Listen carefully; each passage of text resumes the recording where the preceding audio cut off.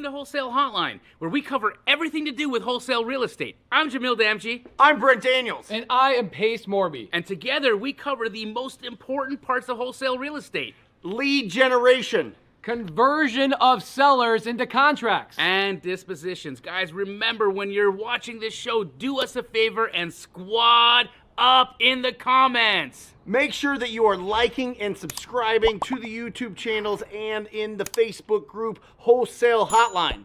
Most important, we want to know we're doing a great job for you and helping you build your business. So go give us a review on iTunes and or Spotify. So squad up and enjoy the show!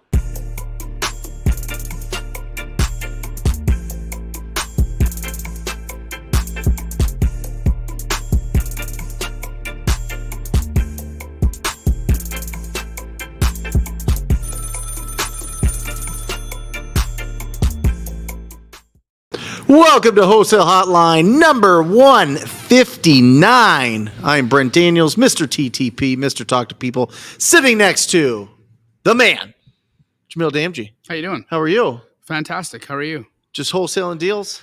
Yeah. Left and right? How many houses did you sell today? 2 today. Sold 2 today? 2 today, locked up 2 today. Let's look. Absolutely incredible. So, some really fun deals. You're in my Slack right now. I can't make stuff up, Yep, right? I'm seeing it. So we've got around 50 deals so far in play right now. 50 deals that you're selling. Done. Yep. Closed. Closed. Sold. Nice. Today we did 1, Boom. 2, Boom. 3, Yep. 4, Yep. 5, Yep. 5. That's what's up. That's called a wholesale operation. You want to know how many of those I was involved in? None. How many of those did you go and walk? None.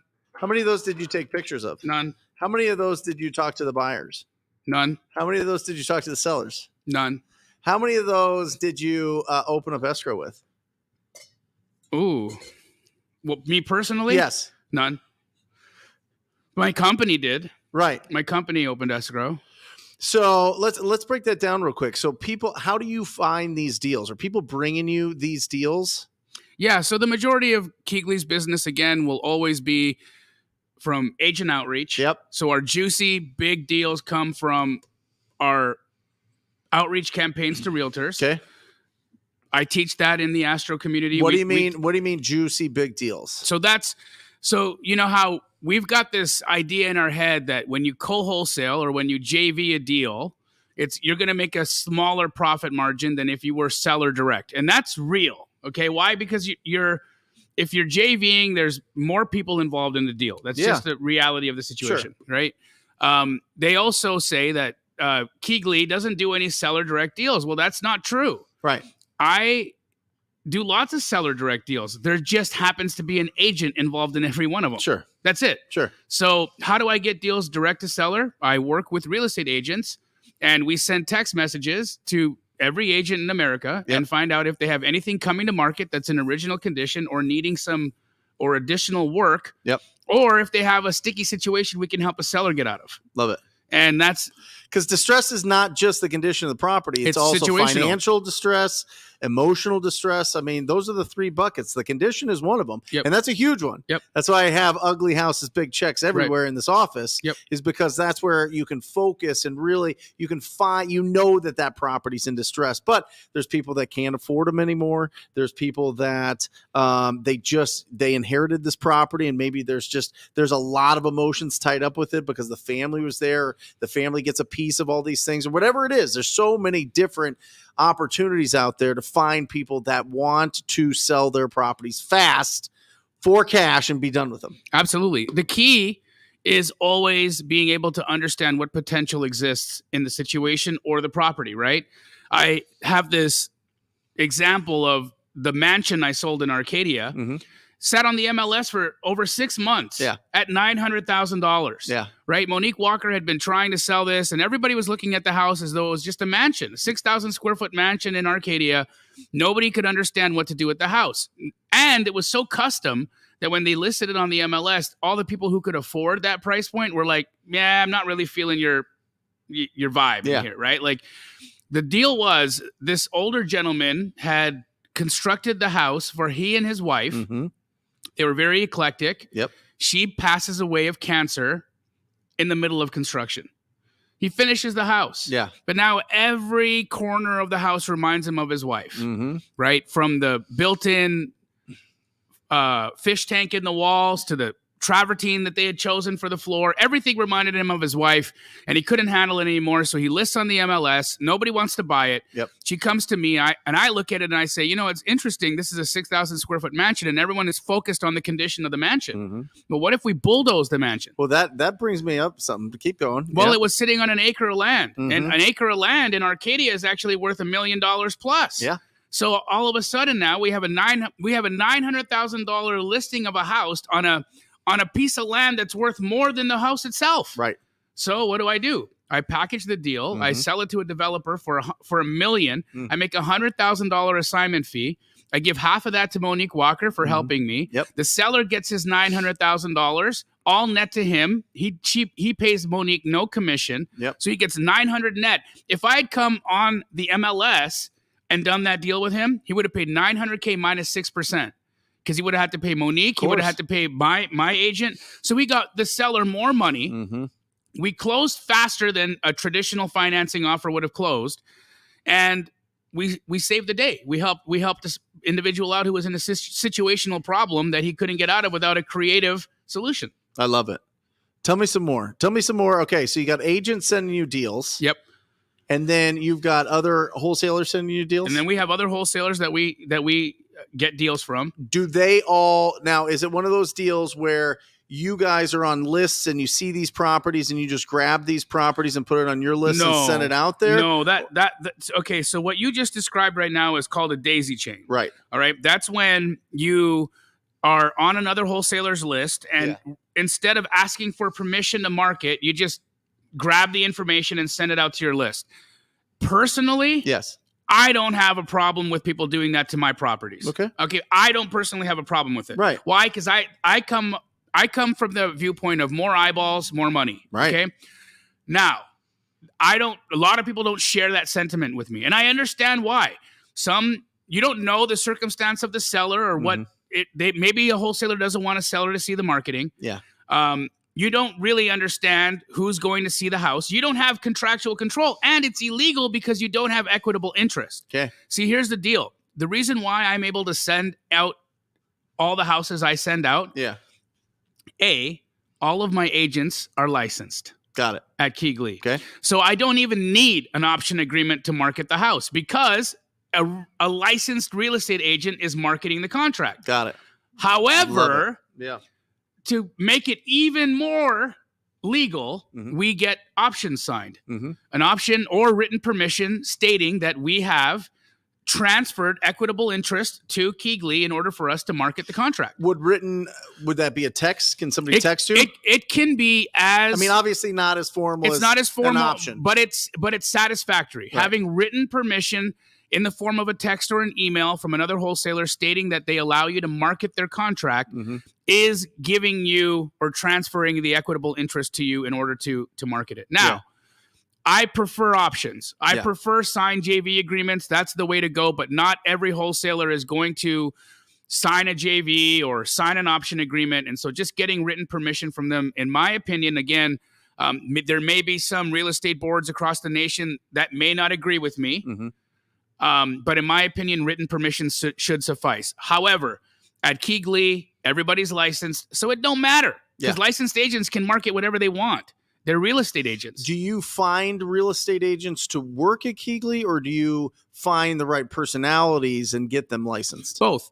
We've licensed. What works? What's easier? Well, it's easier if they come in. It's easier and cheaper if they come in licensed. Sure.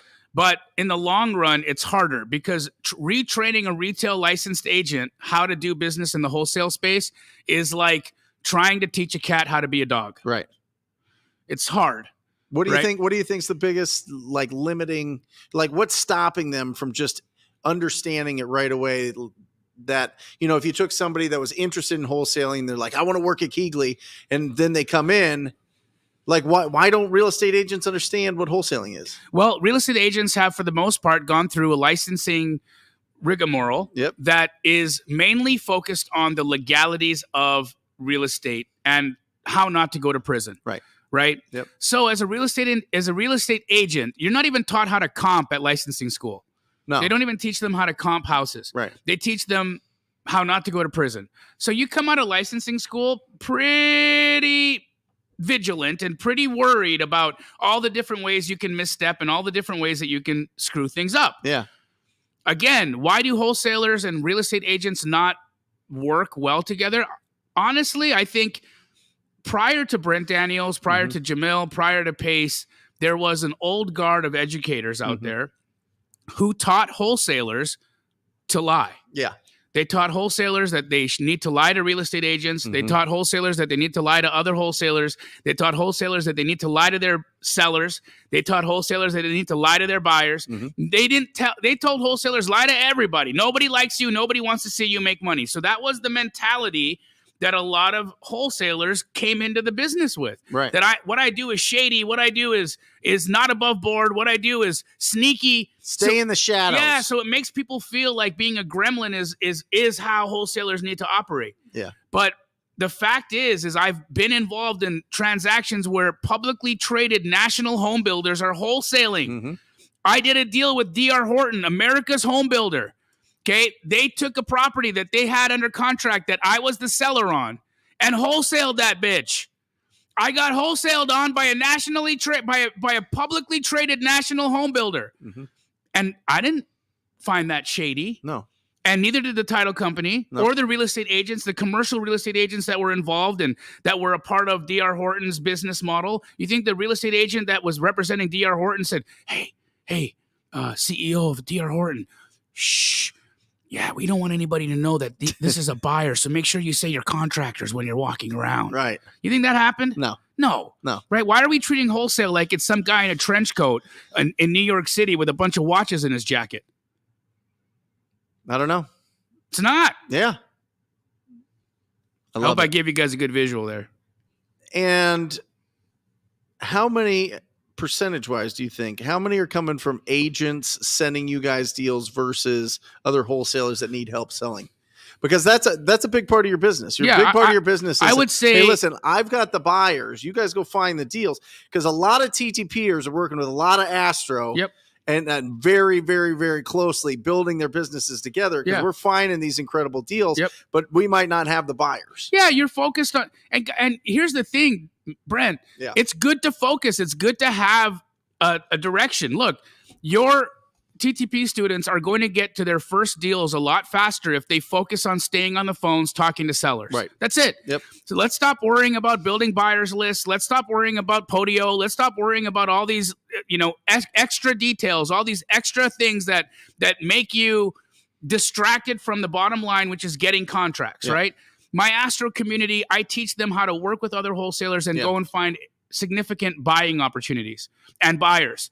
Again, I also teach them how to go agent direct, so they're getting their own deals locked up as well. So there's a huge synergy between TTP, Astro Flippers, Sub 2, because we all work hand in hand in being able to complete each other's deals. Yeah. It's beautiful. Love it. I want to show you this and get your thoughts on it. I actually have it printed out here because we're a little bit far away from here. But this is, can you put this up, Matt? I think this is important for what, actually, you didn't even know I was going to bring this up, but this is important for what you were talking about when it comes to the different price points that these cash buyers come in at. Yep. So the way that I have this, and this is a little bit, this is from like mid last year. So some of the hedge fund institutional might be a little bit lower on this. But tell me what you think of this. So creative finance deals, I mean, people can pay 100% of what it's worth as long as the deal is packaged with wholesale terms. It's not necessarily a wholesale price, but it's got wholesale terms. So they're at the very tippity top. At the bottom is getting a property to another wholesaler. Wholesalers, you could sell it for probably the least that you could sell it for, and then it gets into the actual cash buyers, going up to fix and flip, BRRRR, rental portfolio. Airbnbs will pay a little bit more because there's bigger potential there. Value add, which is exactly what you were talking about Yep. knocking down that property and building something different there, or splitting the lots, or adding square footage, or adding another like guest house or a mother-in-law suite, or ADU, I think it's called. Yeah, ADU. ADU, hedge fund, and then we're there at Creative Finance. What do you think about this when it comes to the price point? I'm saying the value of these properties. This makes a ton of sense to me, right? So essentially, this document, guys, if you look at this, it says that creative finance buyers are typically going to be able to pay more money for a deal, and it decreases all the way down to a wholesaler, which is 100% correct, right? Yeah. Wholesaler will sell their property, a cash fix and flip deal, to a fix and flipper, so they got to get it below what a fix and flipper will pay. Right. A fix and flipper will typically fix the house and sell it. A BRRRR person, somebody who's coming in to rent it, they're going to hold it, so they don't need as much. They're not looking, they want to just be able to pull their cash out, right? They want to be able to pull their down payment and any remodel expenses that they had out, so they can pay a little bit more. Airbnb, rental portfolio buyers, they're just looking for cash flow. So these days, right now, I'm going to say that your rental portfolio, your BRRRR, and your Airbnb guys, they're going to be more compressed than what this document shows us. I think they're going to be tied. Then I agree with where you have value add, and I agree with where you have hedge fund and institutional buyer. And I would say that your owner occupant would be above your hedge fund institutional buyer. And then you'd have your creative finance guys. So those would be the little adjustments that I'd make. But this is phenomenal. This is a great visual representation of how somebody should be able to mentally think about what they can offer people when they're talking to sellers. What I like this is, okay, does this property have potential? Is this in a neighborhood where it's a house, it's a small house on a good sized lot that you can add on to? Well, then you can pay more for that, right? Yes. This is where you see these properties that are really tiny next to the houses. It's similar to like the areas that you and I live in, where there's, these older properties, and then somebody goes out like you and totally expands the house and makes it big and beautiful and new, and next to a house that's older. And that house that's older, it's going to be higher in value. You could sell that for more to a cash buyer because it has the potential of adding on and getting the profit from there. Correct. So I think that's just a guide for you guys. Hopefully you guys took a screenshot. We'll put it up one more time, Matt.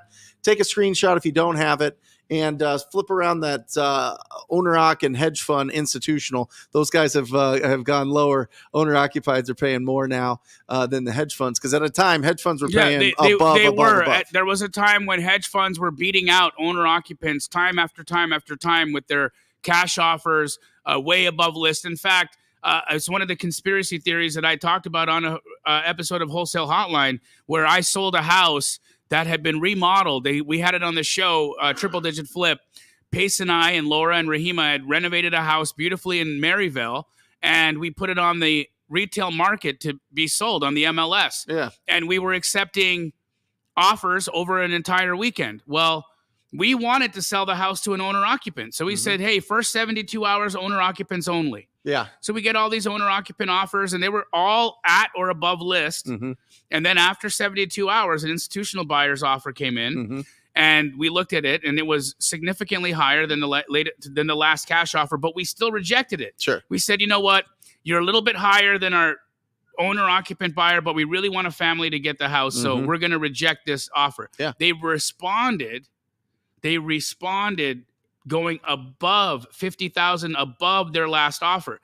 And that's just got silly, right? Yeah. So naturally we accepted it, right? We're still business people. We're not crazy, right? So we took the additional $50K. Sorry, homeowner who missed out on the house, but you were going to overpay because of what Open Door was doing here.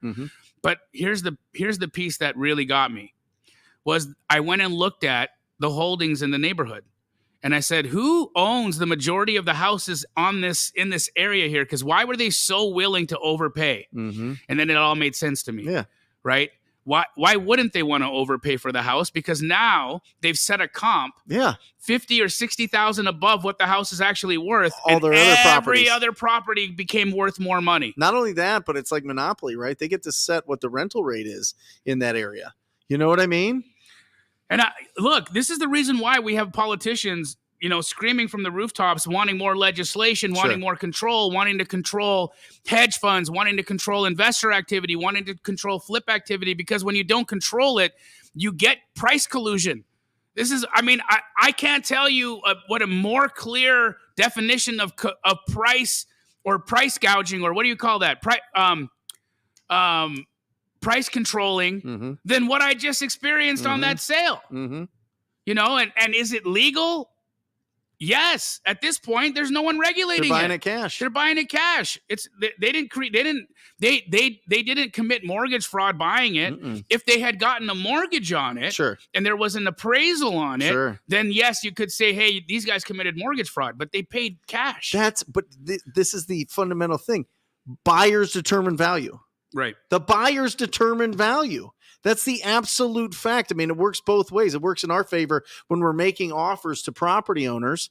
But it also works in the other side when people want to go in and pay a bunch of cash that eventually they're going to be able to pull out somehow, right? They're going to get some sort of, of that cash out of there at some point. Maybe not. Maybe it's stuck in there for a while. Maybe they just have really super, super, super deep pockets and want to keep it in there. But usually they're going to get that money going, or they're going to get a loan on that property to buy stocks or whatever else. I mean, It happens all the time. Right. So Blanca asked a great question here. What do you advise those who are trying to work with an agent, but because they are unfamiliar with wholesale, they refuse to let you put it under contract? Just keep moving. I'm not. Look, I'll talk to an agent and I'll say one of my exit strategies. But here's the fact, right? I could fix and flip. I do buy and hold. Yeah. I do Airbnb. Yeah. I do multiple exit strategies, inclusive of wholesale. So I'm not lying when I tell a realtor that I don't know what my exit strategy is going to be, because I don't know yet. Yeah. I might wholesale it. I might keep it. I might flip it. I don't know yet. We're going to figure that out during the inspection period. So, that's how I'm going to explain it to an agent. Now, if you're dealing with an agent who just says, look, I don't care if wholesale is even on your appetite, if it's even on your plate, I don't want to do business with you, then no problem. Thank you so much for the consideration. I'm going to continue moving on. Now, does that mean that I'm not going to follow up with that agent in a few weeks? 100% I will. Yep. I'll call that agent back in a few weeks and I'll say, hey, I noticed you still have that property available. You haven't been able to sell it yet. I'm just wondering, because I do have access to great cash buyers, are you still unwilling to work with me? Nothing has happened in the last 2 weeks. You could have given me a shot to get this deal done with you, and you could have gotten this off of your table, but you instead said no. I think I could have gotten something done, and instead, to just say no to me, you've now kept your seller on the market for additional 2 or 3 weeks. Why don't you give me a shot? So I'm not going to let that deal go. I'm going to be kind, and I'm going to say, okay, no worries. Thank you for considering me, and we'll talk again later. And then in a few weeks, I'll respond and reply and follow back up. Guys, following up is exactly what it is. Following up. Every no you get is just a no for now. Yeah, and if you really want to get deep into it, you can track the amount of no's that you get before you actually get a deal, and then see how you can shorten that and shorten that and shorten that. I mean, there's an incredible book called Go for No that everybody should read in this business. It's like, 80 pages, real quick book. But it's really like, if you just like, okay, no, great, I'm just one step closer. It's all psychological. You know what I mean? It's when our emotions get tied up into it, and when our ego gets bruised, that we're like, oh, people don't want to do business with me. I guess this doesn't work. It always works. Yeah. It will work if you do. Yeah. I had a whole show on this last Wednesday about what's working right now in the market. You know what's working? Working. Yeah. That's what's working. Yeah. It works in good markets, bad markets. It works all the time. And it's something that I want to get into with you, but running plays that work. What works? Talking to agents that have listings on properties that need some love, building relationships with people that are going to refer you business, calling up, driving around in the neighborhoods, finding ugly properties that you can get the phone numbers like this now and call them up and ask them when do they plan on selling that property.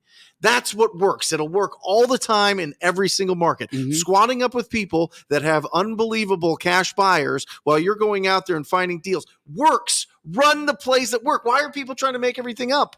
Everybody's trying to make stuff up. Just stick to the stuff that actually works. Congratulations, Matthew. Closed a deal last week. Got another closing tomorrow and 2 more in escrow. The wholesale is going to net me around $35,000 in total. Brent, can I get a bell? You certainly can. Baby. Here we go.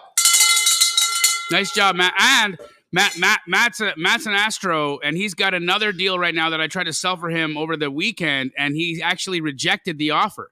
So he could have had another deal in escrow where he was going to make $100,000 on it, but he's deciding to do the flip himself.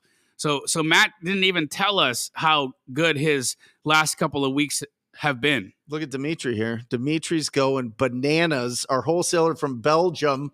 Wow. Moving in. He's going to move to the States if he hasn't already. He's sneaking in, and he's going to just do some amazing things here. Incredible, Dimitri. Dimitri had a seller sign for a deal in which I will net $140,000. This guy is the land master, by the way. Everybody should know Dimitri. Here we go. Hit it.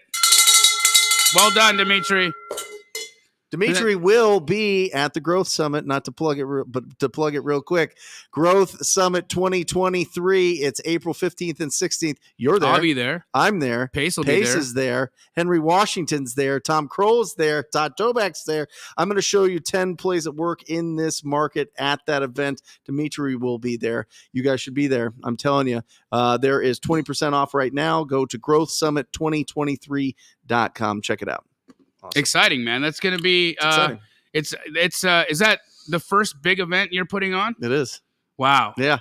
Wholesaling Inc. hasn't had an event in 3 years. So this is really, really, really exciting. Yeah. I'm excited to be there. I know Pace and I have been talking. We want to do something really special for because it'll feel like a Wholesale Hotline reunion with the three of us all together at an event like that. So get your tickets, guys, if you haven't already. What is the dates? April 15th and 16th here in Phoenix. So make sure that you guys get it in and get registered. There's only 300 seats.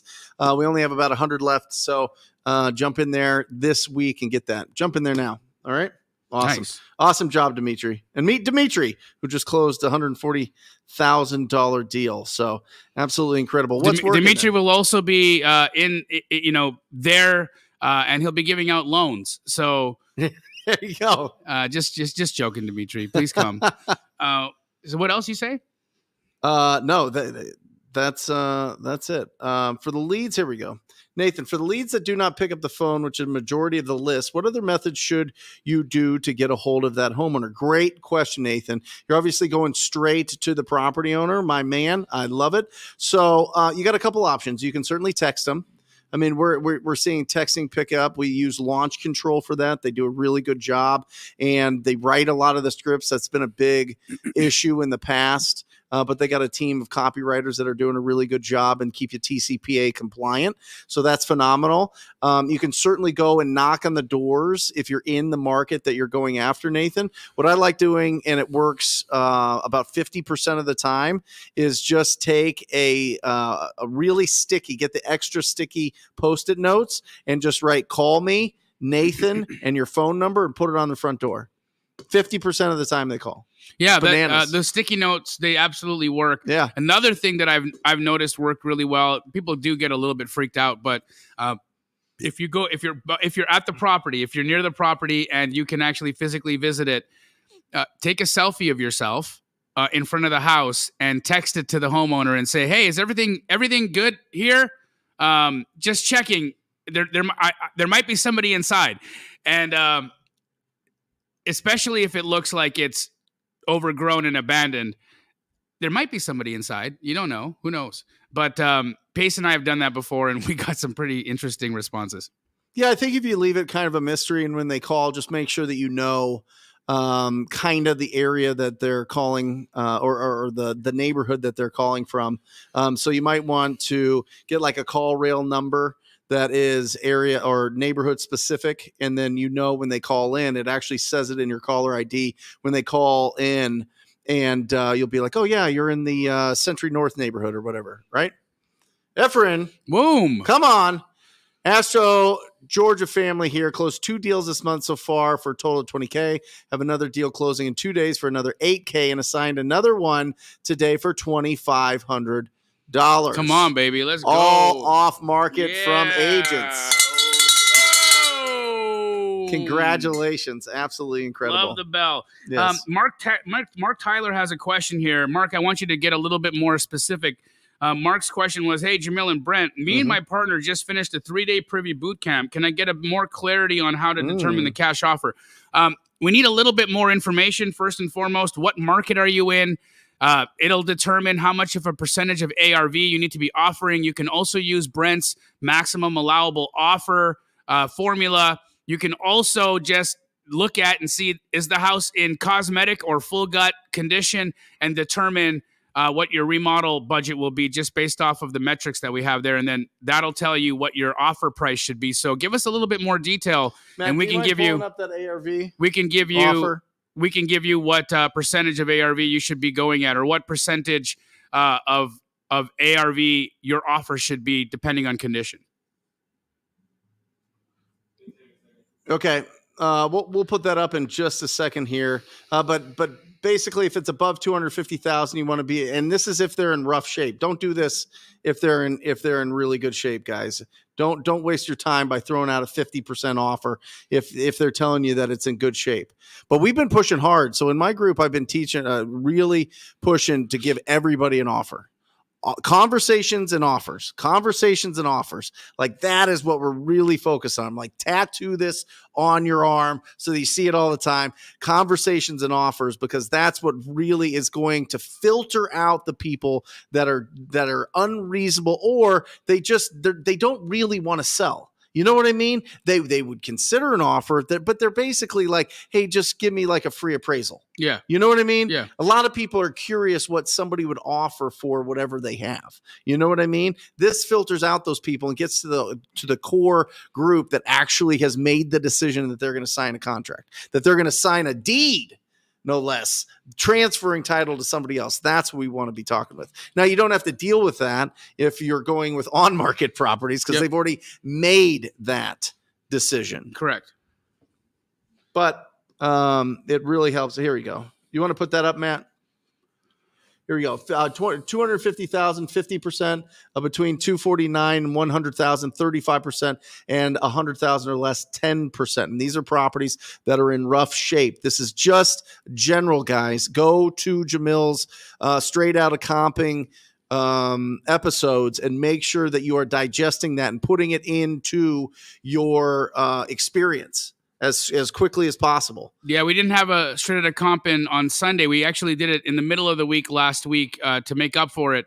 I'm in the middle of writing my Bigger Pockets book and almost done.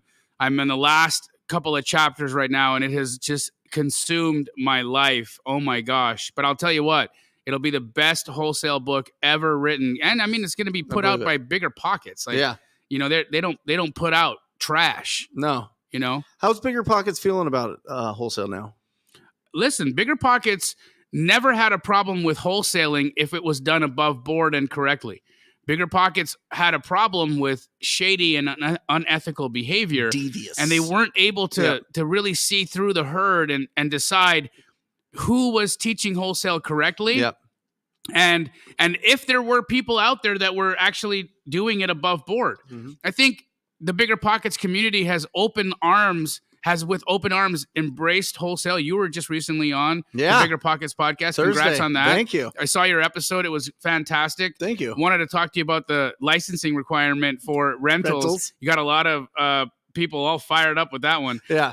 But I think it's great. You know, I think it's really important to see that an institution like Bigger Pockets embracing you, embracing me, embracing Pace, and really looking at wholesale and creative finance as viable and very respectable ways to get involved in real estate investing. Yeah.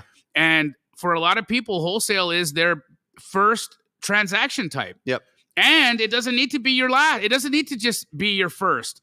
I have created a multi-million-dollar operation wholesaling houses. Yep. I'm one of the most respected people in real estate, and I do what people consider the entry-level technique of real estate investing. Yeah.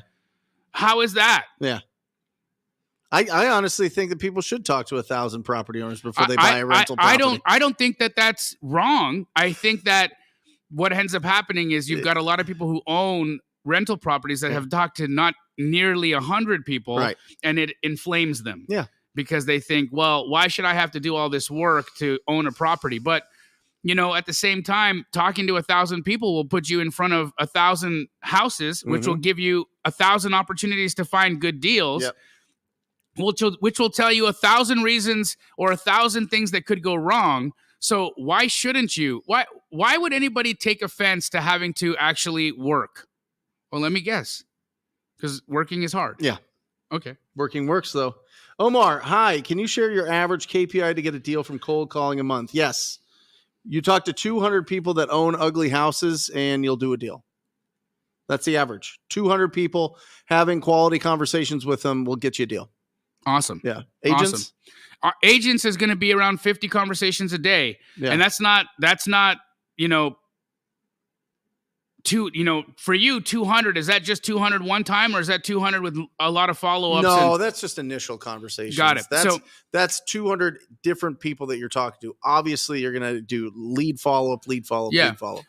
On what we've noticed in the agent model is if you're talking to anywhere between 30 to 50 real estate agents a day, and you're doing that 5 days a week, then you can, on average, do 3 to 7 transactions a month. Yeah.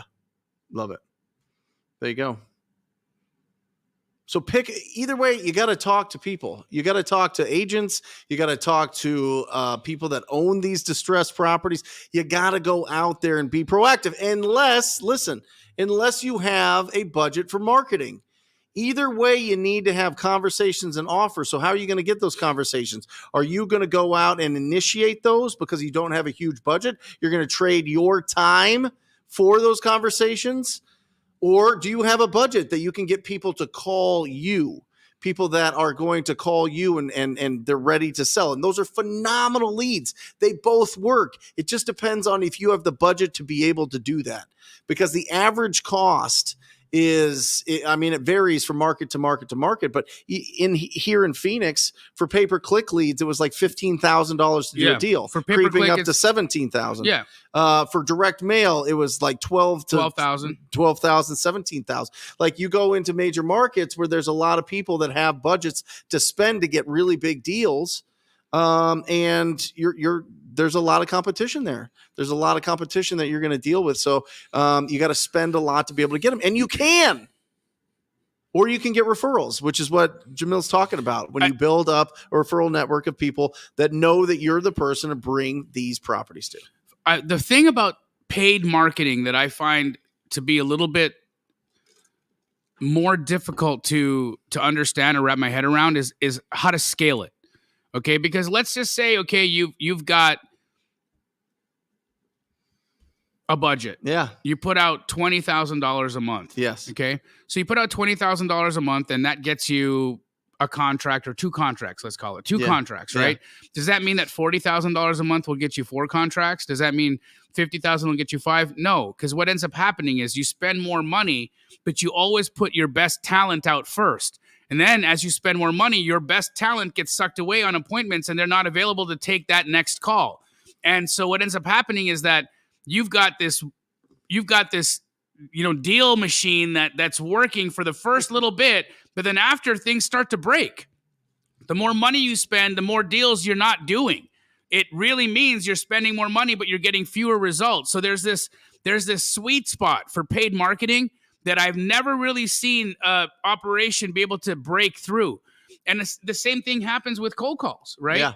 The more cold calls you make, you're gonna have talented cold callers like Luke, right? You trained one of America's best cold callers. I think I would call him. He is America's best cold caller, Luke Rotwald. If you guys don't know who he is, check him out. He's a TTP alumni, somebody that worked very closely with Brent for a long time, still works with him. Mm-hmm. You look at Luke and his metrics on his conversion rates, they're going to be dramatically higher than mine. Sure.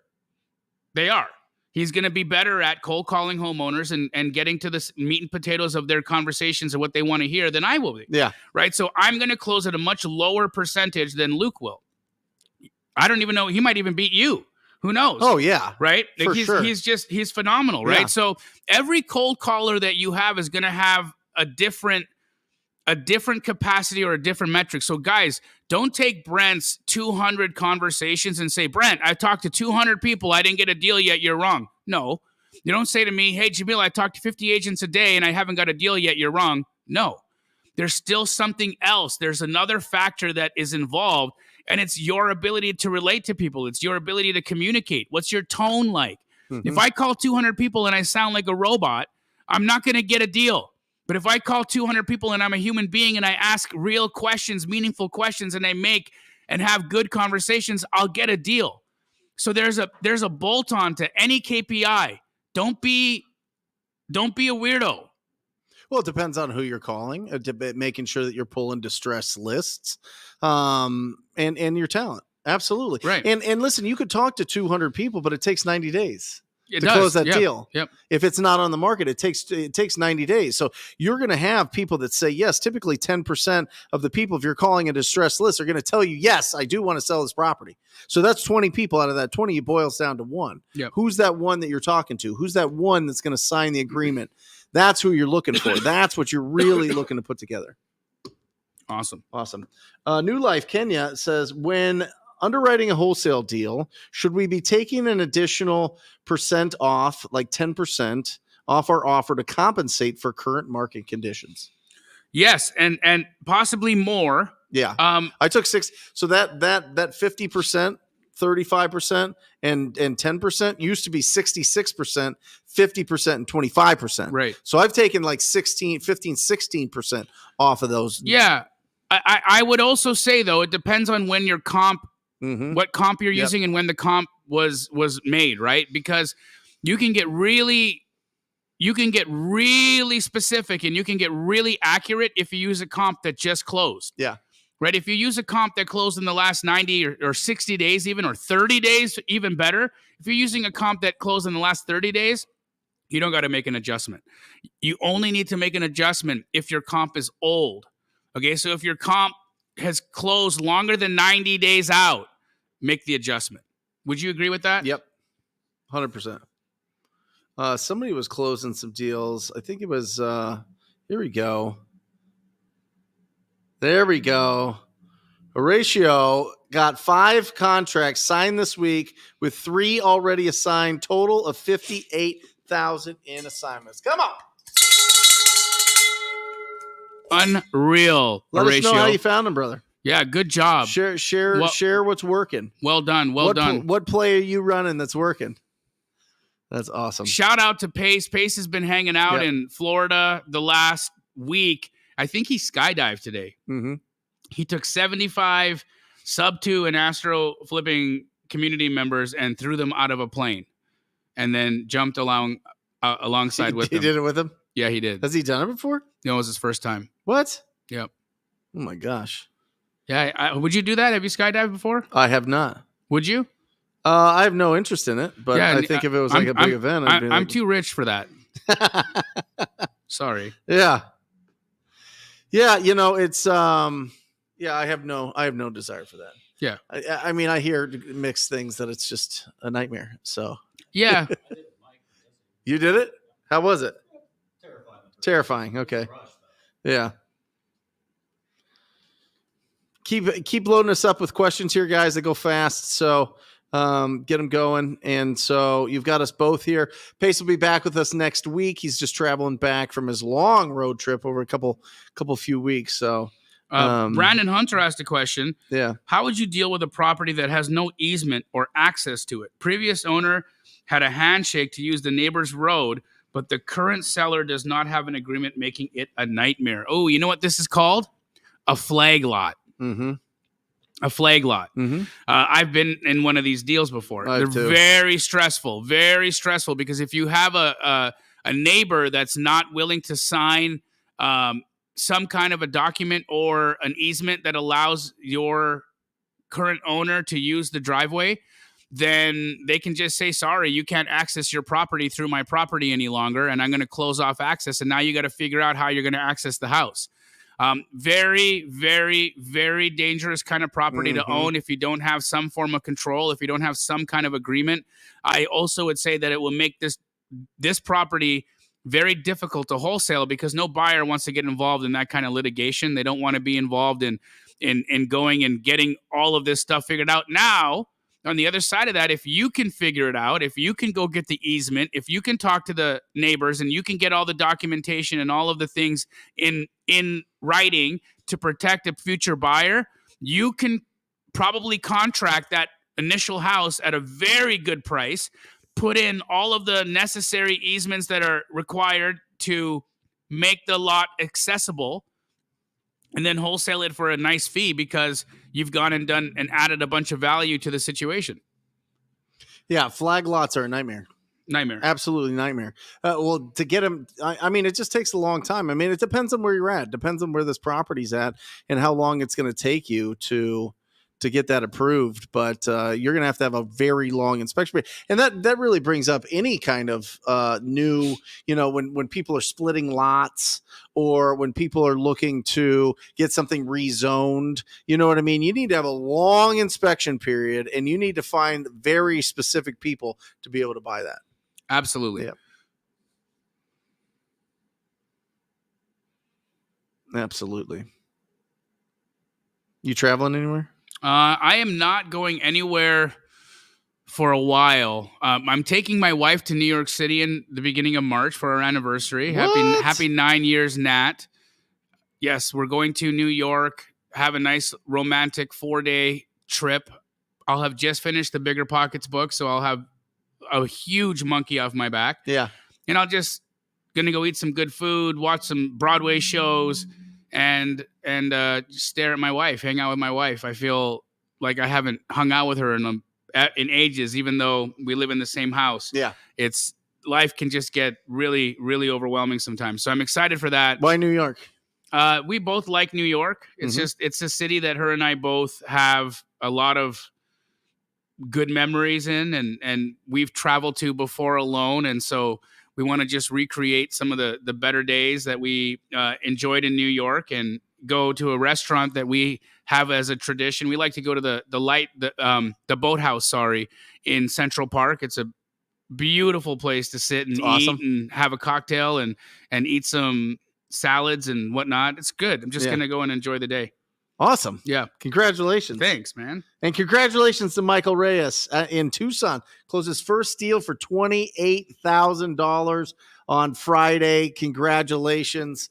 He is in TTP and this one, Michael, listen, Michael had some deals fall through. Was really feeling, oh my gosh, is this going to work? Is this going to work? Is this going to work? We talked on a weekly basis all the time, and he kept taking action, even though he wasn't like 100% like, you know what I mean? Like, this is definitely going to work. Starting to feel it. He was starting to feel the pressure. He was starting to feel, and then boom, he gets this deal, makes $28,000, and now he's off and running. Absolutely. Congrats.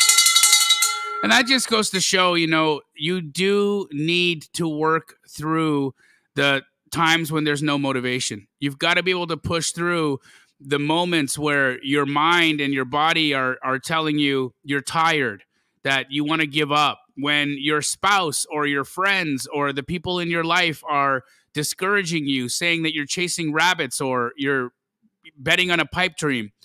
Look, you guys see week after week, there's hundreds of people who get incredible results. And again, my Astro community, between the months of June to December, $7 million in assignments between June and December. Yeah. That's a crazy number. Right? But if in 6 months we can get $7 million in assignment fees done in that small community, what can you guys accomplish with just taking action? Right? Michael Reyes just saw it. Don't give up. I make $28K. That's the lesson. That's the lesson you need burnt into your subconscious, that I don't give up. I keep pushing. And when I continue to behave in this manner, when I push through whatever's holding me back, I succeed. That right there is proof of concept. That's what's going to keep you on the phones. That's what's going to keep you in line to continue building your business and making a tremendous difference. It's just a matter of time. It's just a matter of time. Working works every time. Working works. Just stay focused. Have quality conversations with people that own ugly houses, and you win. Evan says, what do you suggest when chatting to a real estate agent to connect with the investors they know?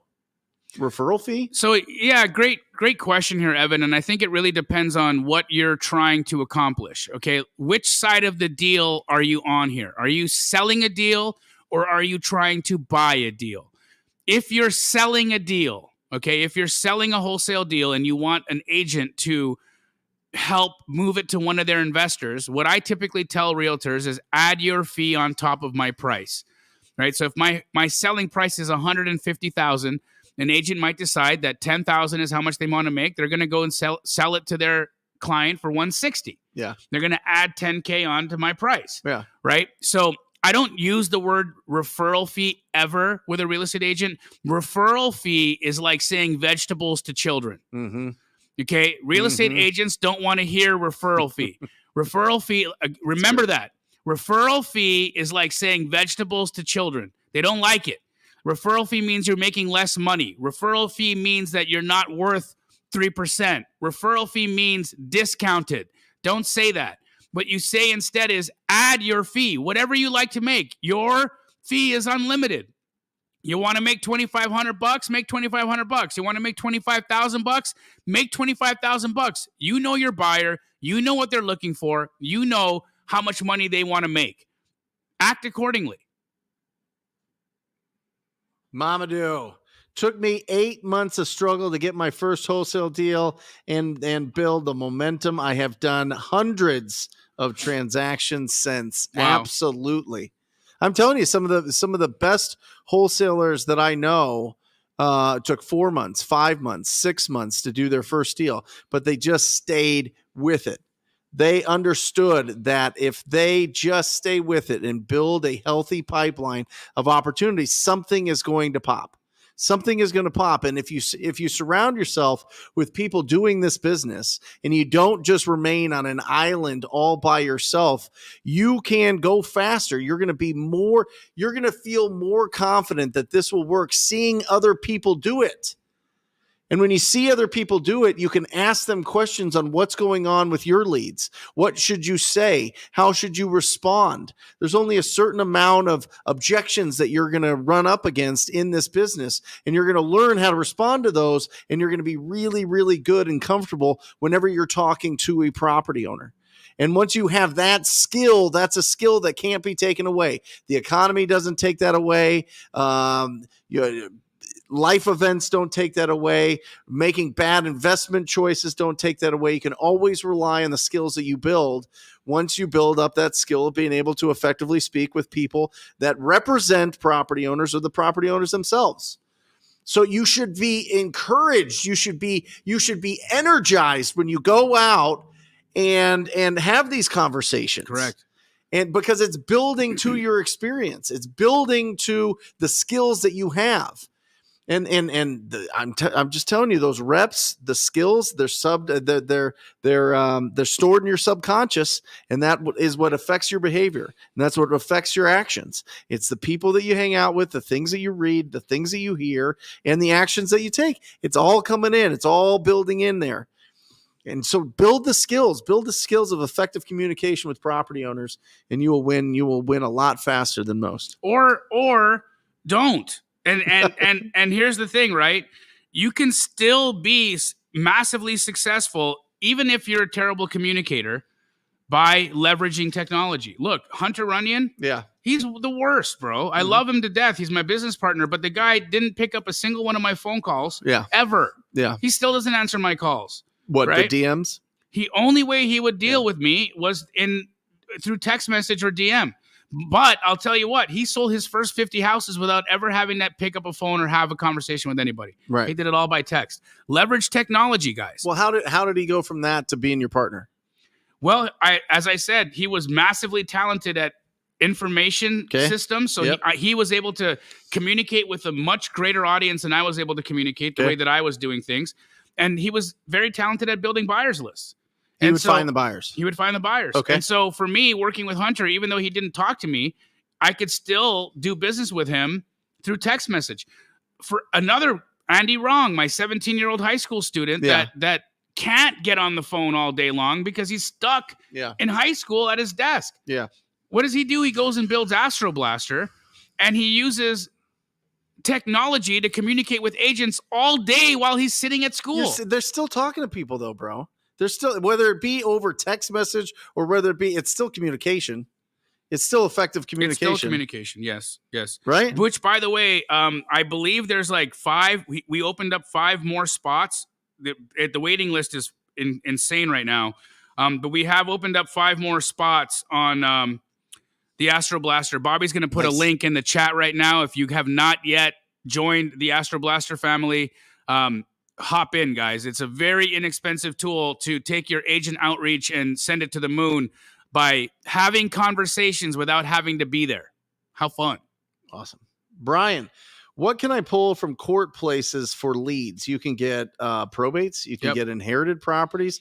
I really like going to the neighborhood services department or whatever that's called in your area and getting code violations. That list is going really, really well. You can technically get pre-foreclosures there, but there's a lot of other tools that you can get for that make it a lot easier. You can get the properties that are coming up for auction, all the auction information there.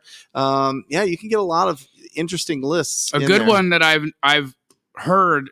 I know that agents I work with use this one, but they'll look for any properties that have had evictions served. Yeah. So evictions. That's a tired landlord, right? Yep. If you have a landlord right now that has a tenant in their house and they've just filed an eviction against their tenant, it's a really, really strong list to go and pull that list of current evictions and call those landlords and say, hey, looks like you're in the process of evicting somebody. What if I just buy this off your hands, take this property off your hands, and I handle the eviction? Mm-hmm. A lot of property owners will take that. A lot of property owners will say, you know what? I'm tired of this guy. I hate this person. I don't want to deal with this house anymore. I'm tired. That's a tired landlord. A tired landlord is not somebody who's owned a property that hasn't lived in it for more than 10 years. That's not a tired landlord. That's somebody who's owned a house for more than 10 years.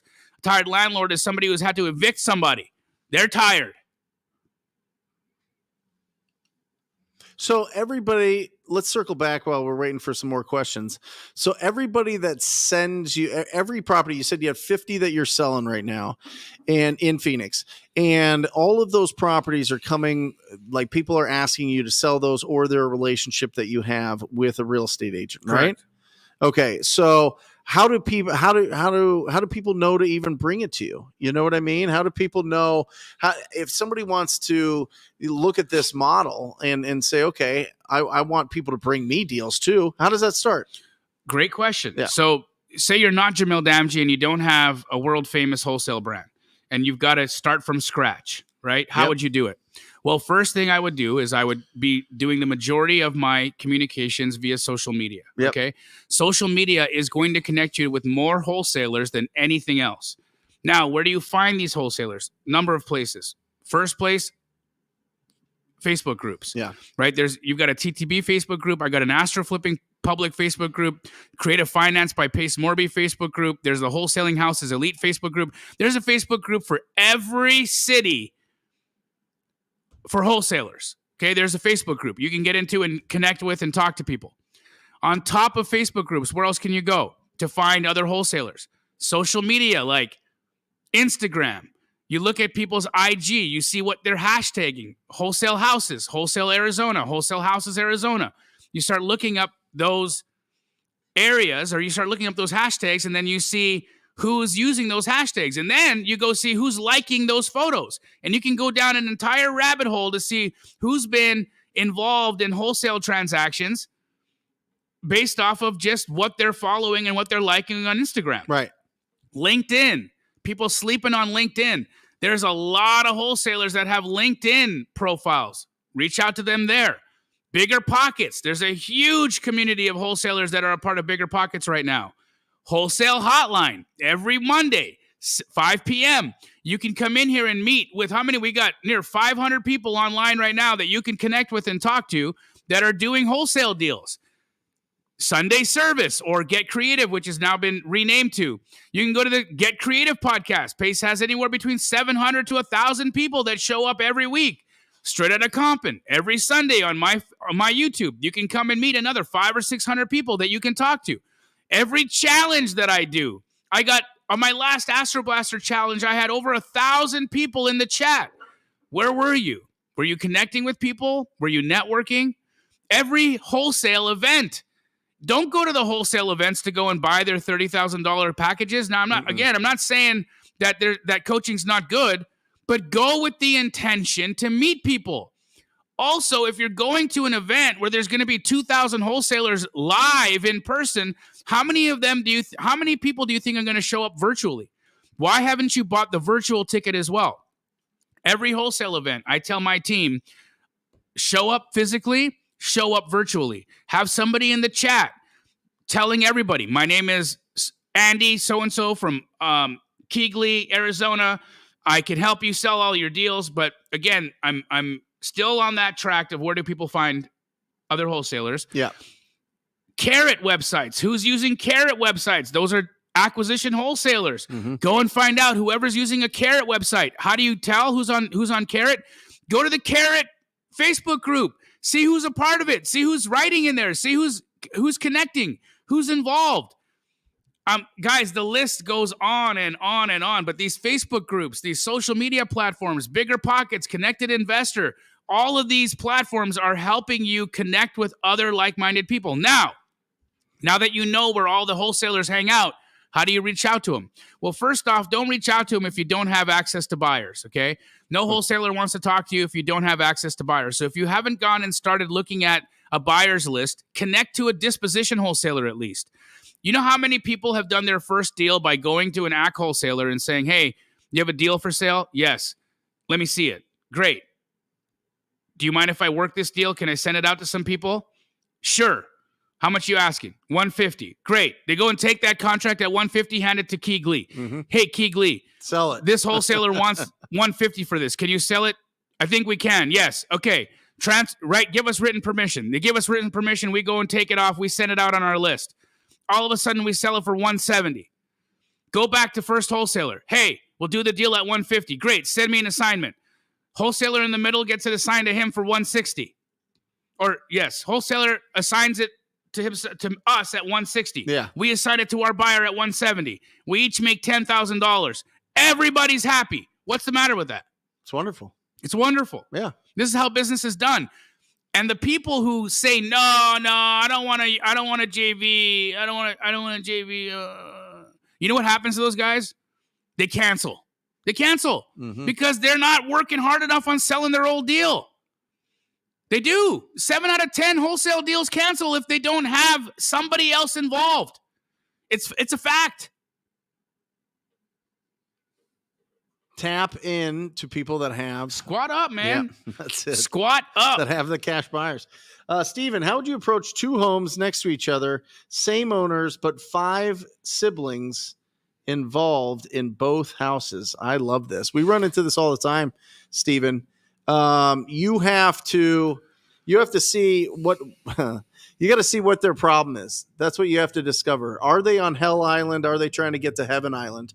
And if so, you need to see which bridge that they want to cross to get there. Why don't you list it with a real estate agent?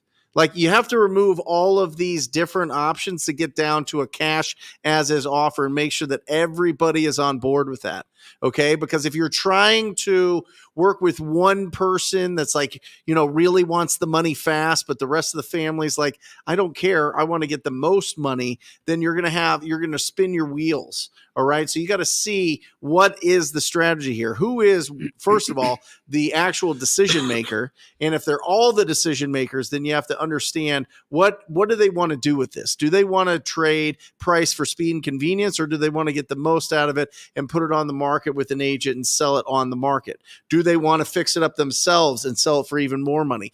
Do they want to fix it up and put tenants in it? Does it even need fix up? Do these properties need fix up? Right? So it doesn't matter if they're right next to each other. That doesn't mean anything. Really. I mean, it's just two two separate contracts that we would do on those deals. But you got to make sure that you're checking off all the different bridges from Heaven Island, from Hell Island to Heaven Island, and see if there is a problem. If there's not a problem, refer a really good real estate agent and move on. I love this question from Fabian Hernandez. If you can find it, Matt. Fabian Hernandez said, I just locked up a deal. How do you go about depositing earnest money without using your own? I usually use my money, but I rather not when wholesaling. All right. There's a couple of ways, Fabian, that you can do this. The first way is you can sell it very quickly and have your buyer's EMD fund your EMD. And that's usually a lot of real estate contracts written with realtors have about 72 hours to get your EMD in. Okay, that's pretty standard. Now, if they want EMD in right away, I would suggest working with a Gator lender. If you're not familiar with a Gator lender, hey, Gator Tribe, in the chat, say hi. Now you're happy. Okay, you're welcome. All you Gator lenders, you're welcome. Fabian, here you go. These are people who will lend you EMD to do your deal. They'll actually lend you EMD to do your deal. Now, they're going to take a piece of your deal. That's why they're called Gators, chomp, chomp, chomp. But they will help you with EMD. Another thing that you can do, Fabian, is you can work with a Keegley franchise. Keegley franchise, they are happy to fund an EMD for you, okay, but they're going to want you to exclusively use them for the disposition on that house. So you get lots of choices here. You can either wholesale the deal, sell it to a buyer, and have their EMD come in and act as your EMD if you have some time to deposit earnest money. If you don't have time to deposit earnest money, you can work with a Gator lender, and they can give you earnest money. You can also work with a disposition wholesaler who can fund your EMD for you. That's just 3 ways.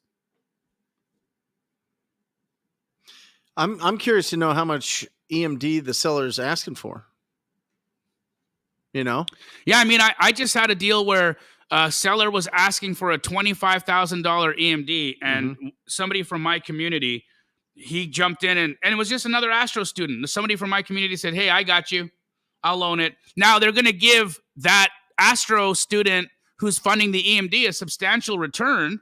But I mean, that's what Gator lending is all about. You don't have time to do deals, be a Gator lender. Just use your business credit to fund people's EMDs.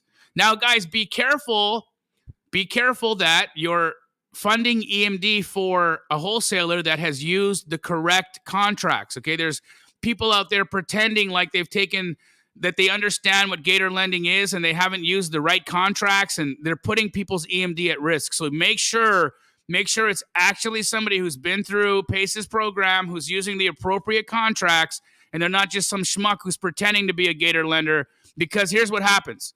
Okay, if you don't use the right contract and you fund somebody's EMD and then they don't cancel in time, or it requires a mutual cancellation between seller and buyer, and now you've got a salty seller because you had to cancel and they don't want to give you back the EMD. I've seen it where the person who funded the EMD lost that money because they didn't strike out the mutual cancellation clause. Yep.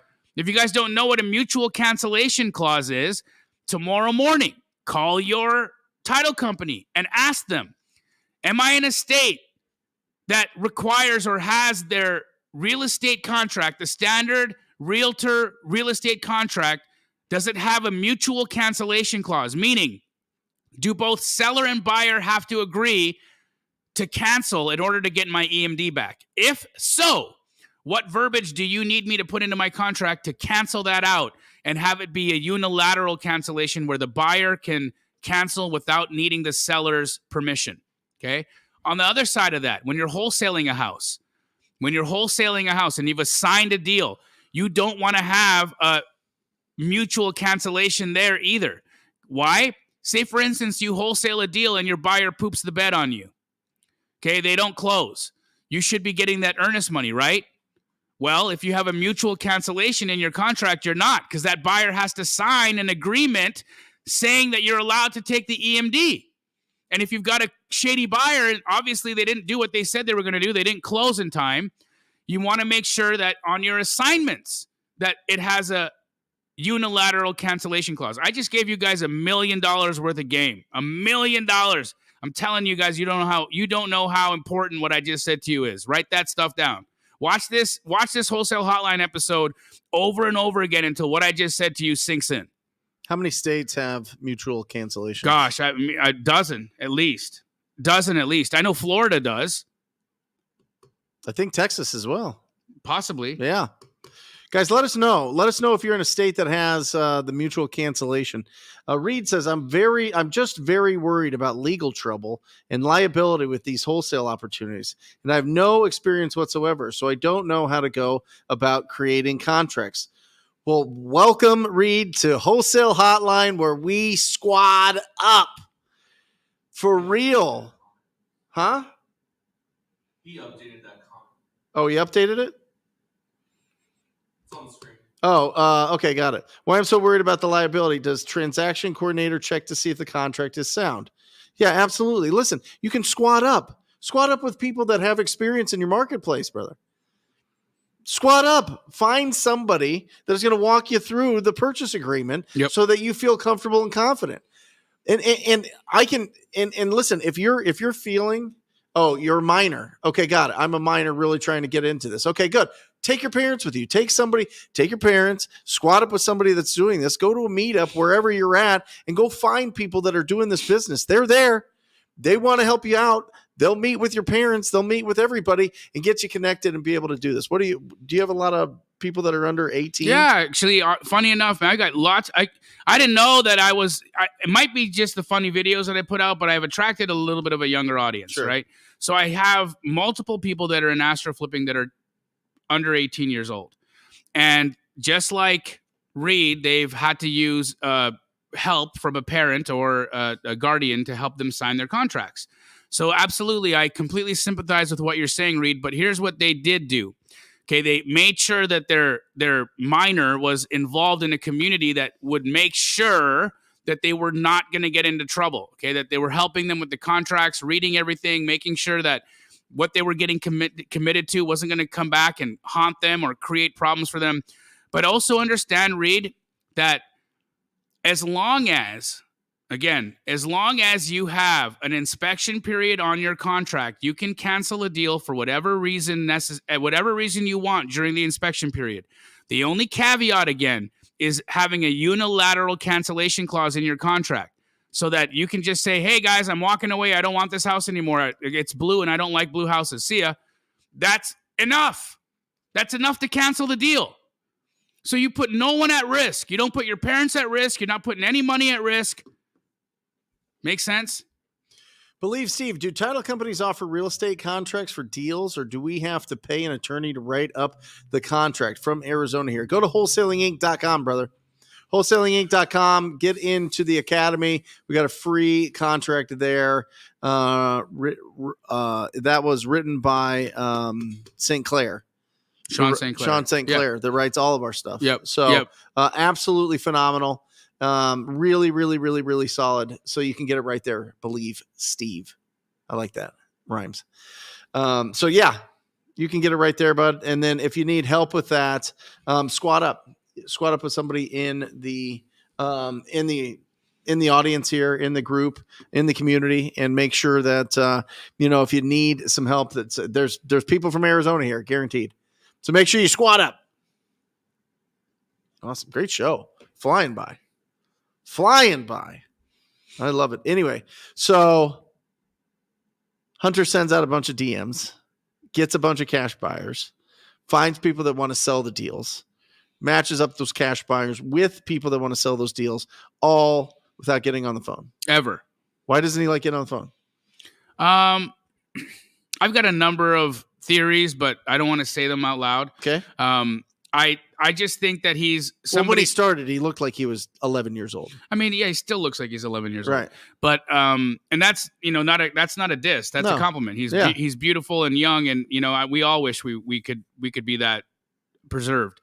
But I think that Hunter is one of those people that just gets anxiety from strangers. Yeah. Like he doesn't enjoy having conversations with people he doesn't know. Yeah. He doesn't even like having conversations with people that he does know. Sure. Right? So it is what it is with him. But he still had that fire. Oh yeah, he was. Well, the thing about Hunter, just like Reed, Hunter started when he was a minor. Yeah. Right. I went into business with Hunter when he hadn't even turned 18 yet. Really? Yeah. Oh my gosh. So think about, I'm in business with another 17-year-old right now. Yeah. Right. Yeah. Listen, I'm telling you, all you old heads out there that are thinking that these young kids don't have a lot to offer us, they absolutely do. Man, these youngsters have changed my life over and over and over again. Right now, we have Andy Rom, who built the Astro Blaster. He's 17 years old. Yeah. This kid's about to step into a completely different world of prop tech right now. Sure. Crazy. Does he do it all through text as well? Everything by text. He doesn't get on the phone? I mean, Andy will get on the phone when he needs to get on the phone. Right. And that's like Astro Blaster isn't 100% automated. You do have to get on the phone at some point. Sure.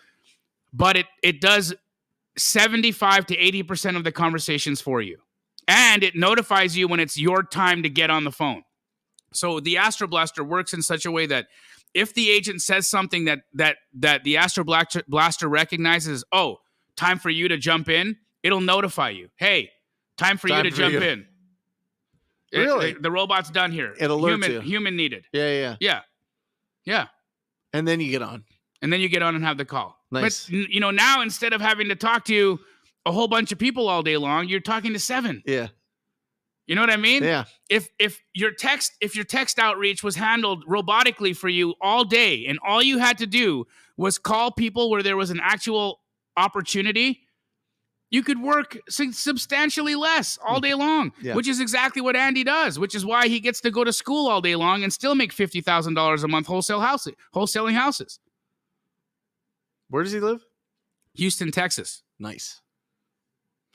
This is interesting, and this is just kind of a side note. Guys, manufactured homes, make sure they own the land. Yes. Okay? I love that Agassi here put that the owner owns the land too. Yep. Because this one will sneak up on you guys. Also, if it's in a park and they have a rental space, they have to pay for a space. That goes to the motor vehicle department. Okay. Yeah, you don't wholesale those. You don't. Yeah. The other piece here, Gosi, I want you to understand is know what year of construction your manufactured home is. Because any manufactured home that was built prior to 1976 cannot be financed by a lending institution. It needs to be 100% cash. So if your manufactured home was built pre-1976, it's going to be worth substantially less than a manufactured home built after 1976. And what would be the reason? Well, they have to pay all cash for it. So it's going to dramatically reduce the number of buyers who can buy that house. And if you have a lower demand, that means that the price goes down. So don't be fooled. I've seen a lot of wholesalers get stuck and they buy a manufactured home built in 1975 and they're using a comp on a manufactured home that was built in 1977. And they say, Jamil, your appraisal rule said they just got to be within 5 years of each other. I thought this was a no-brainer. But this is where the details will get you. When a manufactured home lending practices state they cannot lend on anything that is pre-1976. That's just the law. So pay attention. I know you, Gosi, and I know you know better. So that's can you use a comp that was built in the 1980s? No. Can you use one that's in the 1990s? No.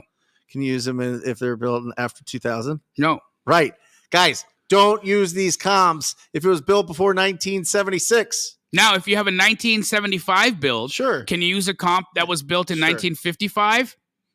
It's not best practice, but it would be viable as long as it was still a manufactured home. Hope that sunk in. What do you think of this? Loaded Property asks, how would a 2023 wholesaler divide a $500 monthly budget? How would a 2023 if you only had 500, if you and I could pull together $500 a month, that's it. And had to wholesale? Yeah. Well, and find deals. Yeah, I would pay my phone bill. Yep. With some of that money. There you go. And I would save the rest. Yep. You don't need it. Listen, I did over 6,000 wholesale deals, and guess how much my monthly budget is for marketing? Nothing. $0. I spend $0. Save your money. Save your money. Go get on the phone, do what TTP does, and talk to people. Mm-hmm. You can call real estate agents. You can work with other wholesalers. You can go on Zillow and you can find lists of people who own rental properties. Go to Zillow and see who's got a house for rent right now, and call them and say, "Hey, you got a house for rent right now. Want to sell it instead?" That's how I got my first deal. Mm-hmm. You don't need to spend any money on any marketing. Get creative, and that'll tell you how to get on the phone. Yeah, be really proactive. And then as you build up your big, healthy, heavy bank account, that's when you can get into some marketing budget. But when you're just starting out, that's the beautiful thing about this business is you can start out with just your cell phone. Remember, conversations and offers, guys. Conversations and offers. Come on. Let's go. Hey, we've got near 500 people on the live. I've got 170 of you watching from my channel right now, and only 45 of you have hit the like button. So do me a favor, guys. It's a simple act of reciprocity, but hitting the like button absolutely helps the algorithm, and it lets more people see the content that we create here. So whether you're watching on Pace's channel, Brent's channel, my channel, hit the like button and let us know you're here. Yeah, and remember, guys, this is also a podcast. We come out with a podcast every single day at Wholesale Hotline, and it's all designed to help you get deals faster. Absolutely. So make sure you check that out, and if you could leave a comment and a review and a 5-star, that would be fantastic. If you feel it earns it. How many downloads are we getting right now? 161,000. 106 This month. This month is a little bit short, but we're at 161,000 this month. And normally? It's been growing. It's been growing from there. It's around 200 a month ish usually. Yeah. Guys, that just tells you something, right? We get thousands of views on our YouTube channels and then an additional 200,000 downloads a month. Yep. That just tells you how many people are out there, how many people you can connect with that are just a part of our ecosystem of wholesalers. Over 200,000 downloads a month. Think of that, right? Those are individual people downloading and listening to this content that are interested in wholesale. How can you not find JV partners to do business with? How could you not find people to TTP with and squad up with and JV with? It's impossible. You just got to look. If I'm calling off-market properties from virtually driving for dollars, how should I go about it? Should I call each property I find as I go, build the list, then call San Diego market? I like doing it in chunks of 100, triple threat property group. Add 100 properties minimum. And if you're doing it virtually, you should be able to do this really quickly. And then what I like doing is I like taking a video of my computer screen. What is that called? A screen share or yeah, wait. Yeah, like a screen share, whatever. Screen recording. A screen recording of me doing it, and then send that to a VA after about a half hour, 45 minutes of showing him exactly what I'm looking for, sending him to a VA that costs $4 to $5 an hour, and have them really build it for you.